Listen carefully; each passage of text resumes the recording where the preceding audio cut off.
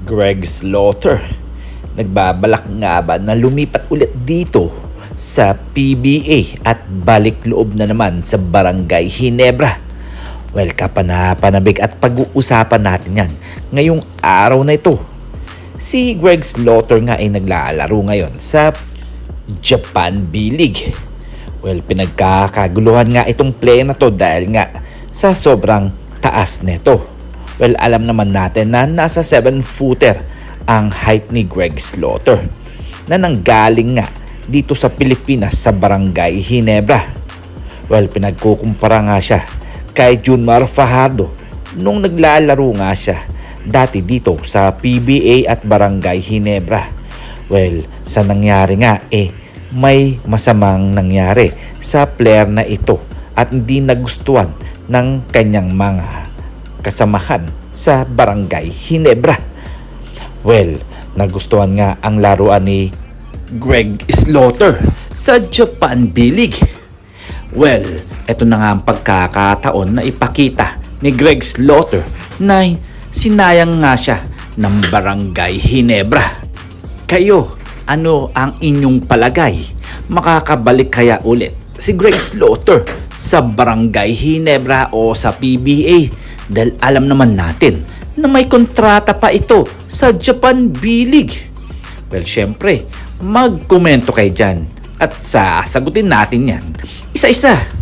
Pag-usapan naman natin ang nagbigay ng medalya sa Gilas Pilipinas na si Justin Brownlee.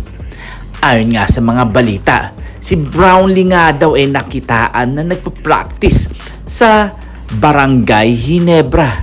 Well, panay Barangay Ginebra na.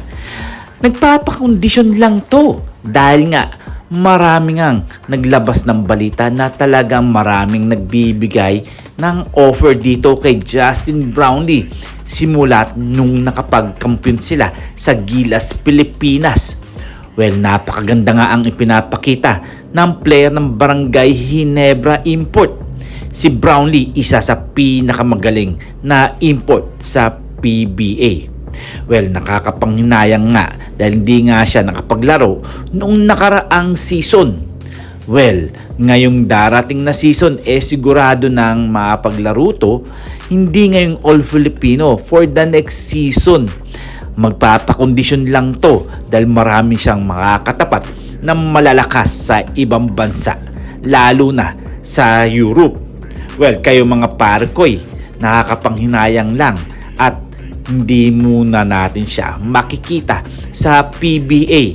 At hanggang dito na lang tayo. Huwag natin kakalimutan na mag-subscribe, mag-comment, and like, and share. And please click the bell para ma-receive ninyo lahat ng aking notifications. So see you for my next video. See you for my next vlog. God bless.